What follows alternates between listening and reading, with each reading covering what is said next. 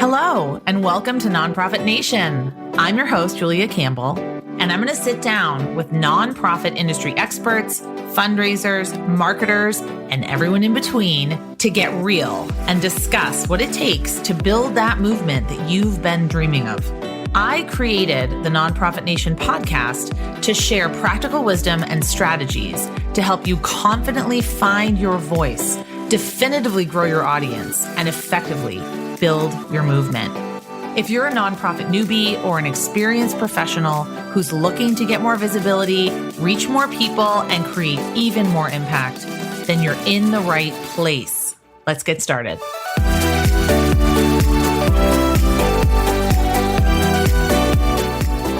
Hello. Hi, everybody. I'm so excited to be back in your earbuds today. This is Julia Campbell, your host of Nonprofit Nation. And the topic today is major gifts fundraising, but not just how to get major gifts, how to get the courage to ask for major gifts, ask for more major gifts, and level up your major gifts program. Now, my guest today is Julie Ordoñez, and she's the founder of Courage Lab and the nonprofit Courage Lab podcast. And she's a major gifts coach to thousands of nonprofits. And Julie knows that wealthy donors are not mind readers. They don't write $1 million checks on a whim. They're people like you and me, and they need a leader to show them what it takes to make their mark and leave a legacy. So I'm really excited to have Julie on the podcast today. Welcome. Thanks so much, Julia. I'm so excited to be here. You might be called Julia all the time. I'm called Julie all the time. So we have that in common. That's so funny. Julie and Julia. Julie and Julia. And it's been a long time coming. We were saying it's so hard to believe that we have not met before. I know. We're traveling like in a lot of the same circles. So I'm just really excited. And we'll talk all about Courage Lab. We'll talk about your podcast.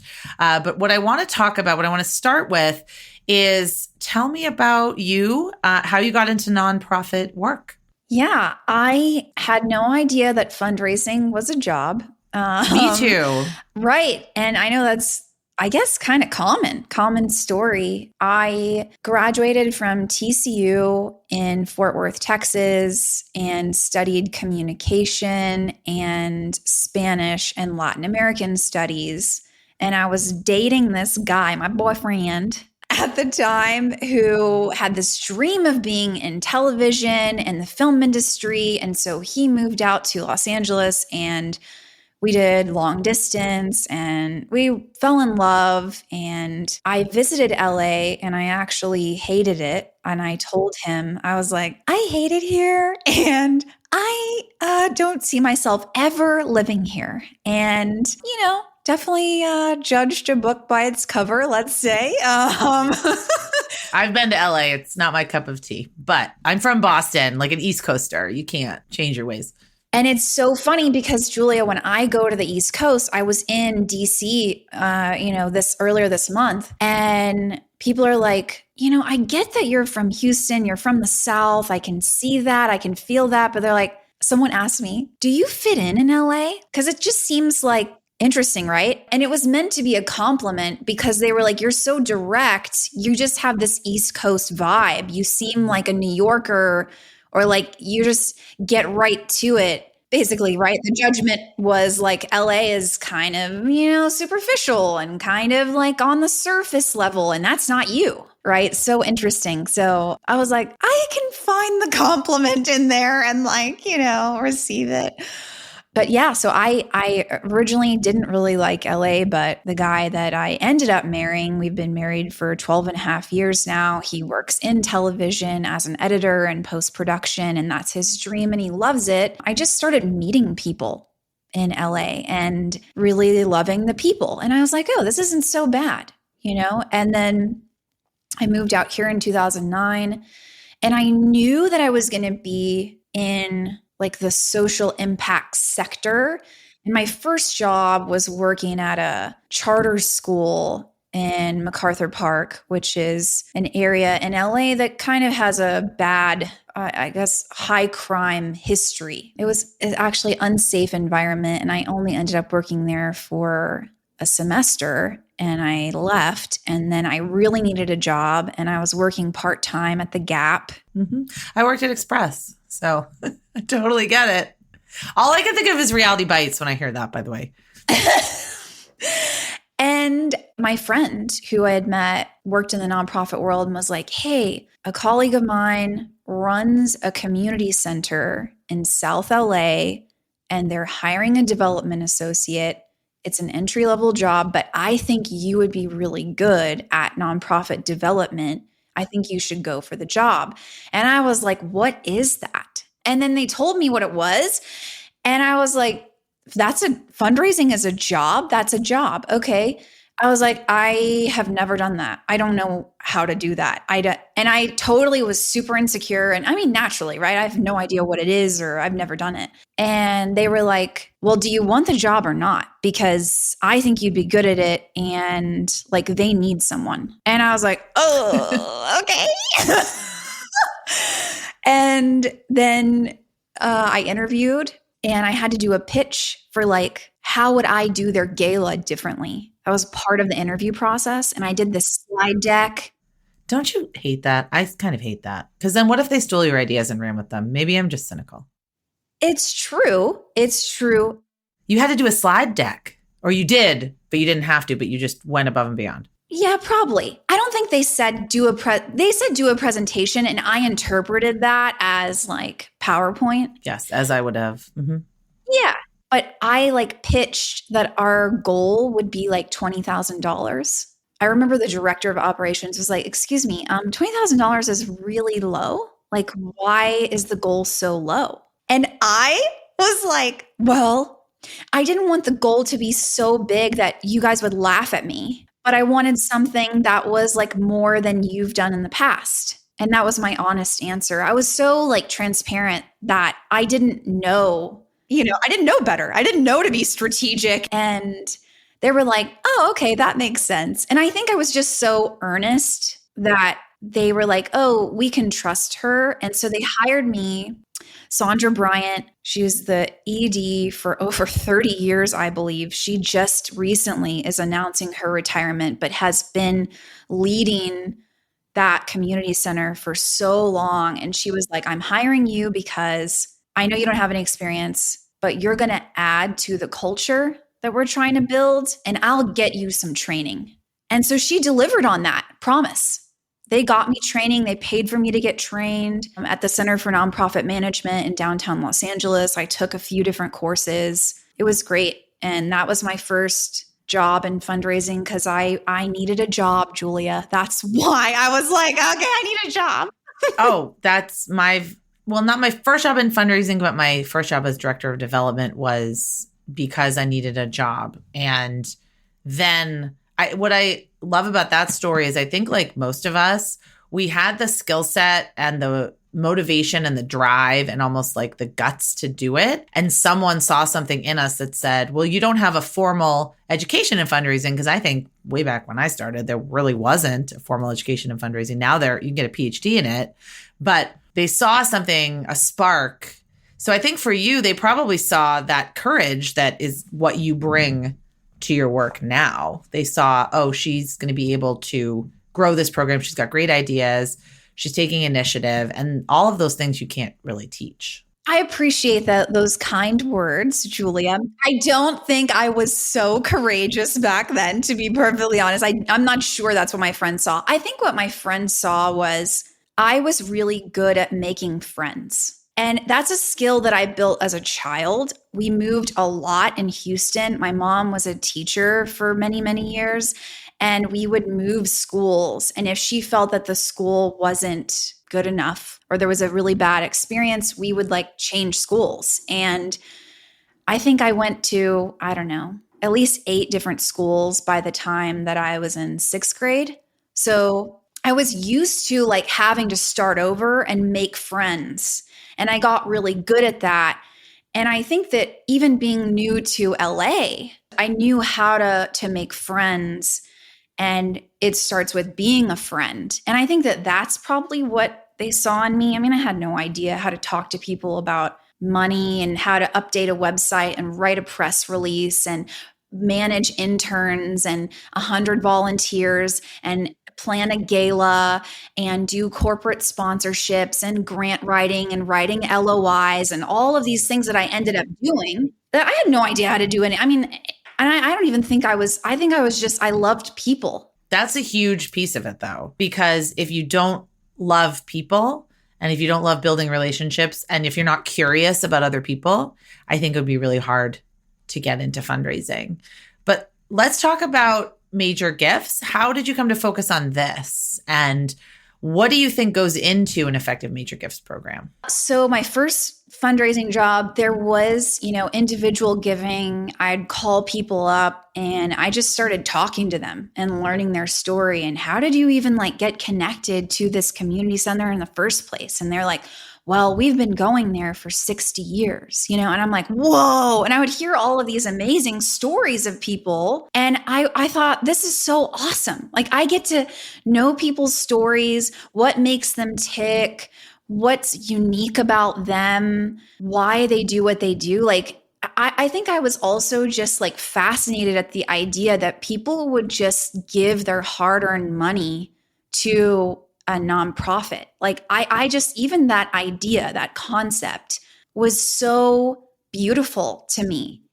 And I think I let it, because I was a novice and I was starting out, it just really had an impression on me. And I would say that was really my favorite part, was building relationships and getting to know individuals and understanding why they gave. And that's a big part of major gifts. So when I left the community center, because they were funded by United Way, which a lot of smaller organizations receive some kind of grant from the local United Way.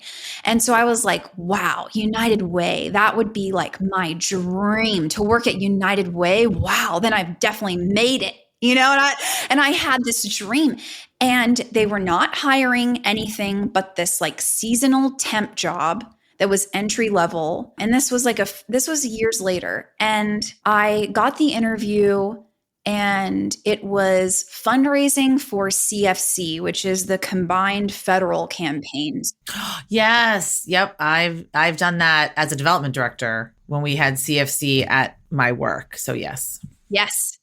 And my job was to go and do basically public speaking in these large groups of federal employees. And this was actually during a time where there were a lot of furloughs and there was a government shutdown, and it was tough. And I would bring coffee and donuts. And, people came just for the freaking donuts, dude. They weren't there to listen to me. They didn't care. And I had to learn how to, I got pretty tough. I learned how to speak in front of people when morale was really low, when their coworkers were losing their jobs. And it was here am I talking to them about giving $10 a paycheck and why they should do that. And I told my boss, I was like, look, if I do well at this, I want to be considered for a full-time job here. And he was like, yeah, we do see these campaign associate positions as a pipeline for us. When people really shine, then, that is a way in which we source really strong candidates. And the VP of development at the time requested to meet with me. And I was like, oh, maybe I'm in trouble. What happened? Why does he want to meet? I was so intimidated. And my coworkers were like, oh, Julie, you hit the big time now. And I was like, okay, well, I have no idea what it's about. You don't know if it's good or bad or ugly or what it is. I met with him, and he said, we have an opening on the major gifts team in the development department, and I think that you would be great. And I was like, what is major gifts? And he was like, well, it's our community of donors who give $10,000 or more a year. And there's a team right now. We're really building out that team. And as he was talking with me, one of his major gifts officers storms in and interrupts our conversation and hands him this donor thank you letter that he needs to sign. And she goes, the fact that I need your wet signature on all of these documents is a huge bottleneck. And then she storms out. And I was like, whoa, who is that? Like she was dressed like so sharply and she was like super, like she just came across to me as really smart. And I was like, wow. And he was like, yeah, she's on the major gifts team. And I was like, whoa. And I was like, yeah, sure. Okay. I'll give it a shot. And it was sort of like managing the database and being an internal support role for the major gifts team. But then I would also be externally facing, sort of like the customer service to the major donors if they had any questions or technical issues, or they lost their receipt, or they needed help with scheduling. So I did have some interaction with donors. And that woman who stormed in, her name is Nuka Solomon, and she was a major gifts officer at the time. And she and I became fast friends. And she was eventually promoted to director of major gifts. I was promoted to a major gifts officer. And she was really the one at my 4 years at United Way that taught me. I mean, she would close a 7-figure gift over the phone from someone she had never met and was so strategic, detail-oriented, kind, was able to connect with anyone from any walk of life, was fearless. She wasn't intimidated by me. She would allow me to have opportunities to shine any chance that she got. She was selfless in that way. And now she runs Free Wheelchair Mission, which is based in Orange County. They're in 90 countries. They bring wheelchairs to people who are immobile and change their life. And she is an amazing major gifts fundraiser and was really my mentor. And I completely hit the jackpot in having her as my manager, and then became a dear friend. So you sort of answered this question. But my next question is, what are the qualities of a great major gifts officer? So I think you answered some of it with her characteristics, but what do you see are some other qualities of a great major gifts officer? I think the best are great listeners. And so much of what I do in my program, Courage Lab, is help executive directors, development directors, gift officers to become better listeners. A lot of people suck at listening, and so they don't raise more money because they're too busy talking, and they ask almost no questions. And so I think when we get in front of a donor, we think, oh, this is my time to pitch. Okay, I'm going to talk. Let me tell you about this program. Let me tell you about the history. Let me tell you about our founder. Let me tell you about... And we're also nervous. Probably. We're nervous, absolutely. And we don't take our time. And it comes from a scarcity mindset, right? That we think this is our only shot. If I get this person's attention, this is the only time they're going to pay attention to me. So I got to get it all in. I got to tell them my whole life story. I got to tell them everything. They need to know everything. They need to know everything, Julia. They got to know everything about the program. They got to be as intelligent about what we do as I am. They have to know all of the detail. No, they don't. No, they don't. We unknowingly create a dynamic with our donors where we think that they need to essentially know what we expect employees to know about our programs in order to give big. And it isn't true. So we talk too much and we suck at listening.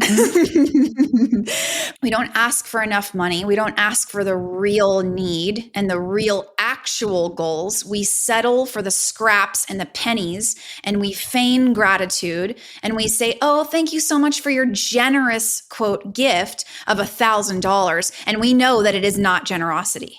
Do you think it's like appeasement? Yeah, because we don't want to be disrespectful. We don't want to be ungrateful. We want to be grateful. But we're like, $1,000, really? I mean, couldn't you give 100,000? I mean, it's that's what we're thinking inside. And that leads to us feeling like we don't have enough resources because we don't. We don't have enough time because we don't. And listening requires slowing down. So when we don't ask for more, we don't indicate the real need. That's the root cause of feeling like I don't have time to sit down with donors. I don't have time to listen to them, Julie. Must be nice. Must be nice. Yep. And that victim mindset is part of the reason why we're burnt out. We're overwhelmed. We're doing everything. Right now, Julie, I don't know if you feel it, but right now in this moment, people are beyond exhaustion is, whatever beyond burnout is. I'm not sure what it is. I don't even know, but I feel it. And I'm listening. I listen to my clients. I hear them. They've made it through this pandemic. We've made it through one of the toughest times in modern history. We're somehow finding a way to not just survive that, but grow through it, grow our missions, grow our organizations, hire more people, continue to raise more money. It's taking a Herculean effort to do what used to be, it didn't require as much. And so I think a great major gifts fundraiser is someone who listens and someone who perseveres and is strategic. Strategy is deeply rooted in what you are not going to do. I love that. And nonprofit leaders don't actually fully have a fleshed out strategy or understand the ROI, the return on investment for the activities that they do. And so we end up being pretty wasteful unknowingly with our time, with the resources that we do have, and make the wrong investments in how we're going to grow our mission and grow our impact. I think there's got to be a lot of listening, persevering. We have to get tougher. How do we get tougher? How do we get the guts? Yeah. If somebody says no, like, okay, that's okay. It doesn't mean that you're unworthy or that you're bad or wrong or a loser or, an imposter or all the things that we make it mean. It just means for that person, this isn't the right opportunity for them to create this impact and partner with your organization. Move on with your life. And I think part of why that kind of stuff maybe gets under our skin. We don't hear from a donor after multiple attempts. And so we make it mean that they don't care and we must suck or something, is because that's what we believe already about ourselves. We're not convinced that our mission and our leadership, our work specifically, not even just the mission, because there's likely lots of organizations that are on the similar mission. It's that your organization, you already believe that it may not be worthy of multi-millions. And so you subconsciously sabotage those opportunities. And so when people don't get back to you, you put it on them. Oh, they're too busy. They're not interested. They don't care. They're stingy. They're greedy. They're this, they're that. No. What's actually going on is you are using that as a cop-out because you don't believe. You're like, oh, we're not there yet. If we achieve this, then I'd be willing to go for the big money. If we get these things perfect, if we get this thing together. If this goes perfectly, then this, and nothing ever goes perfectly. Ducks will never be in a row. There'll be one duck, if not more than one. 27 ducks out of the row. It just is never going to happen. That I hear a lot in my work in marketing and digital marketing. Well, if we can do this, then we can finally get an intern to manage our social media. Or if we do this, then we can finally set up a CRM and start a welcome series for donors. Or there's always this one step to go. Yep. And so what we do is we position ourselves as the judge, rather than when a business is functioning in a healthy way, it's getting feedback from the customer. Right. What do you want? What would you like? And so we're, and this might sting a little bit, but we're failing our community that we serve because we're not actually raising the right size budget that we truly need. And we're failing our donor community and our supporters, volunteers. They don't just have to give financially because we're not asking them, hey, does our marketing actually matter to you? Like, why do you give? So we decide, oh, what people really, because you care about that. So you're projecting that onto others when you're not. Again, it goes back to listening. And listening requires us to humble ourselves, to go at maybe a slower pace than would be our preference, right? And then actually doing something with that feedback, taking it into account. And, maybe your donor doesn't even give because you have a fancy website, what, like, find out, like, we don't ask the question. We're like, oh, well, they'll never do that. And I'm like, well, why not? Based on what? And we got to ask better questions and ask for what we actually need. There's one strategy on your website, I believe I read it on your blog, where you write that nonprofits need to learn how to have one meaningful and strategic conversation with a current donor who gives $5K every single year and upgrade them to give $10K. Now, for me, for everyone listening, I think this seems very manageable. So how do we figure out who to ask first? And how do we figure out how to implement this strategy? Such a good question. I love that it's so tactical. Yes. And I think it's very manageable. I could be like, oh yeah, I can see like trying to upgrade one 5K donor to 10K, but then of course putting it in practice. So how do we put it into practice? So your question is, who do you start with? Right? Because it isn't just enough that somebody gives 5K. Okay. So are they engaged in the sense that they open your emails, whether those are your marketing emails or emails that you send individually? Have they given you any sort of feedback in terms of coming to an event or even replying to an email with some sort of like, keep up the great work, something basic like that, right? Or you saw them recently, they're connected to another supporter, board member, volunteer who is just a bit closer beyond giving the 5K. Start there. Start with the people who have some level of engagement.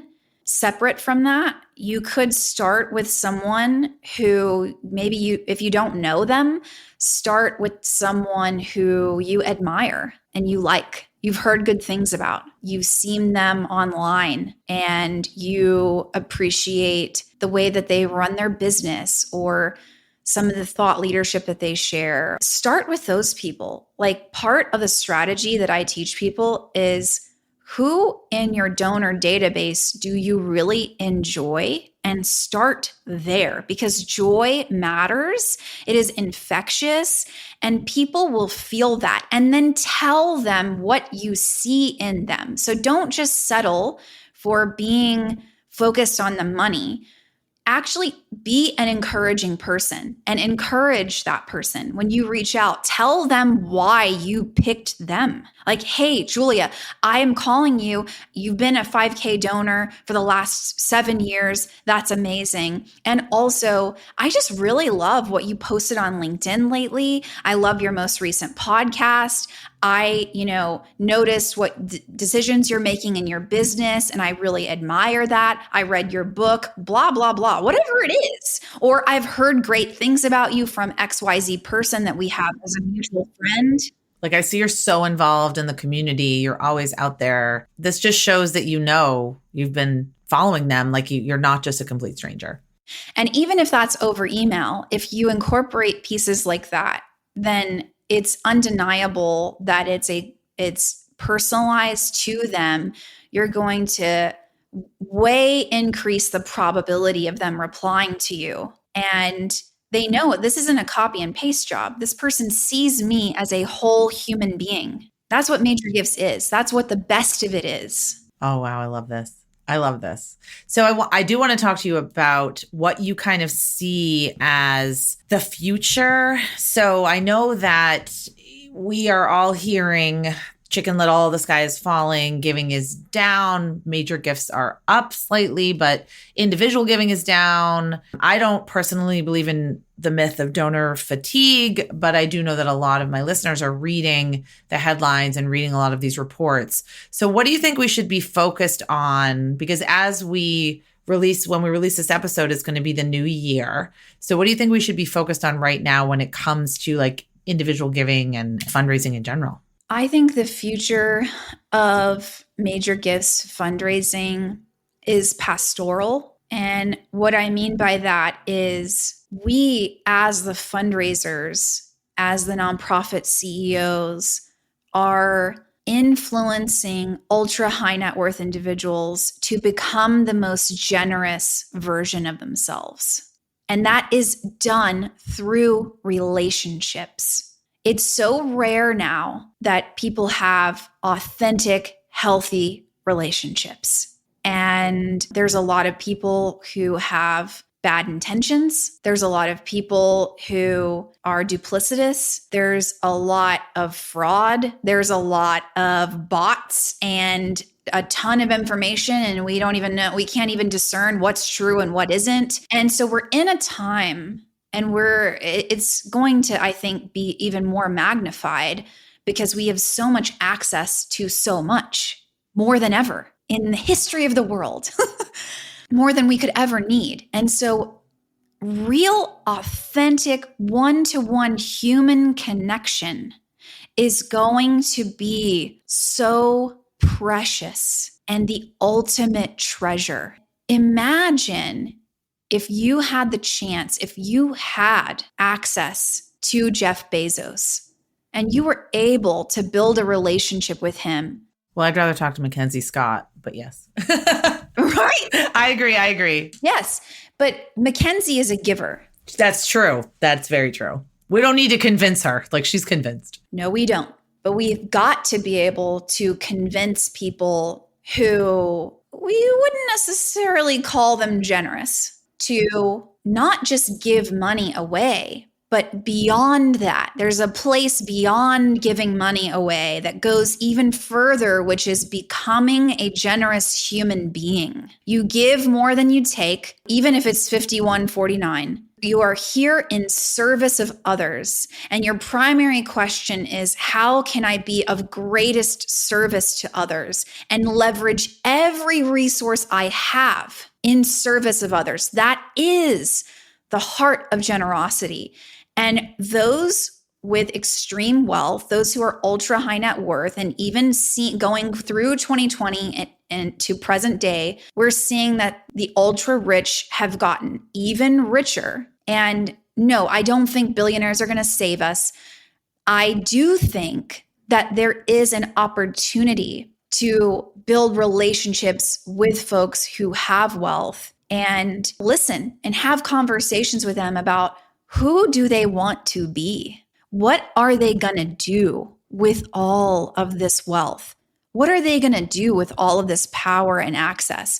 What do you ultimately want to be known for? What would it take for you to give half of your wealth away, at least? What would have to be true? Who is asking these questions, Julia? This is not hypothetical.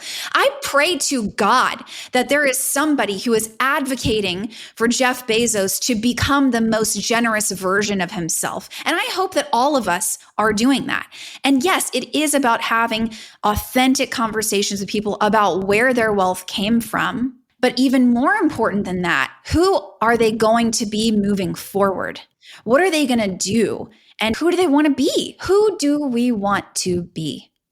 And so we have to take on, and we have the opportunity to become the people who influence wealthy individuals to discover what they're passionate about and what they would be willing to sacrifice for, and then put their money where their mouth is in their lifetime, not when they pass, but right freaking now, because there are communities who it is life or death for them. It is imperative. It is right now. It freaking matters. And so for me, major gifts, the future of that, and even what's happening now, I teach my clients, I'm like, we're going to negotiate, baby. We're not just going to, oh, here you go. Here's $100,000. No, actually, that's not good enough. And let me tell you why. You said that you care about education in this neighborhood, and it's actually going to take 10 million. So what are you going to do to step up? That's what I'm teaching my clients to do. So my client a few weeks ago, she's talking with a donor who was already committed to $250,000 a year, which is a great gift. That's a lot of money. I listen, right? I learn about the donor. I learn about what they care about.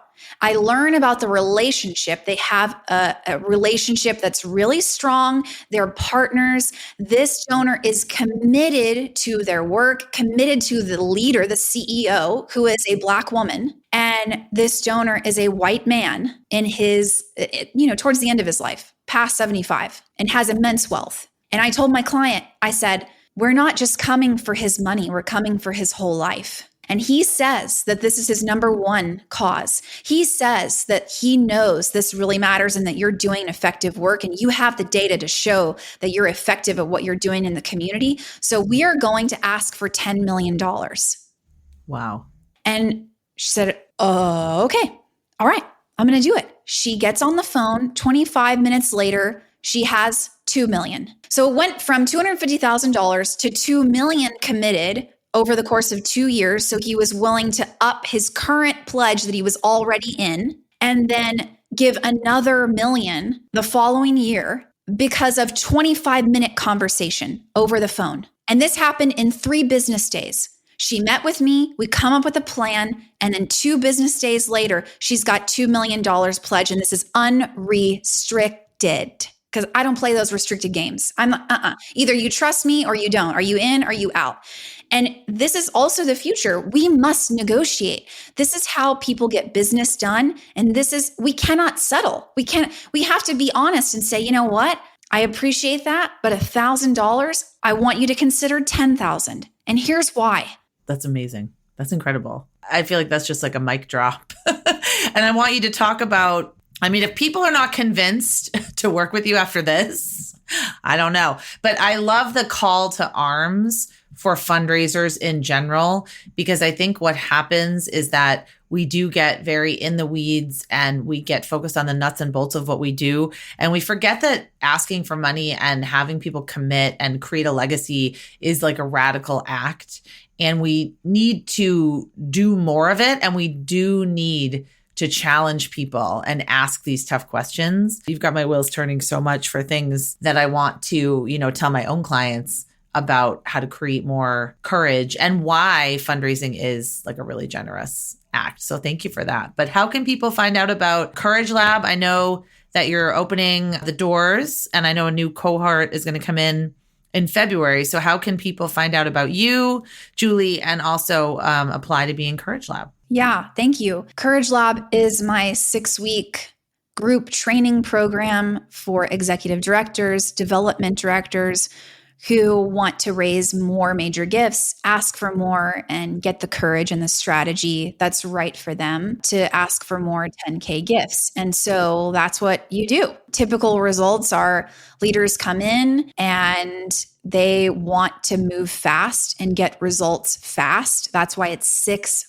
weeks. And I don't think that it takes 18 months to close a major gift. I think that people who say that are trying to sell you something. I actually want to get people results quickly and then know the strategy and the habits that will sustain them long term. And they don't need to work with me to do it. You can know how to raise 10K gifts and it's evergreen what I teach. So julieordoñez.com, that's my website. ORDONEZ. And there are limited spots available because I give one-on-one personalized feedback and coaching to each person who's in the cohort so that they feel seen and understood and we can address their specific challenges. And it's in a group because people who typically want to work with me need peer accountability. It's so isolating. Yes. And I don't want it to be, I want people to know that they can do this work in community. And actually that's the most sustainable way to do it. typically the people who need Courage Lab admit that fear holds them back. They're like, why would I go to this person to their face and ask them for $20,000? They just gave $8,000. That's a lot of money. But you have ambitious goals and a vision, and that's going to require more funding. So people double 4x their investment in the 6 weeks, and they see that it's possible. It's really beautiful transformation. And the skills are transferable to any job that you have in the future. And my agenda is, yes, I want you to raise more money. I want you to become a courageous leader who can have these investment level, real conversations with wealthy people, and you're not going to back down. Amazing. I need to have you back on the podcast. We're over time, but it's been fantastic. Julie, thank you so much. This was a really powerful, inspiring episode. I think people will listen to this, bookmark it, take furious notes. But most of all, it's really inspiring to talk to someone building courageous leadership in the sector. So thank you for being on the podcast and for the work you do. Thank you. Thank you so much, Julia.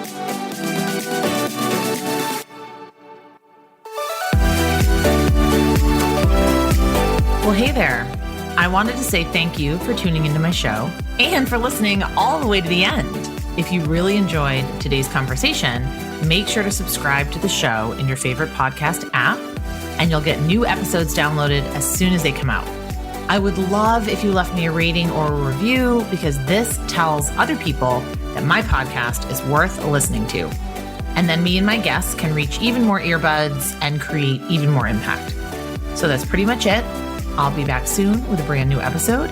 But until then, you can find me on Instagram at JuliaCampbell77. Keep changing the world, you nonprofit unicorn.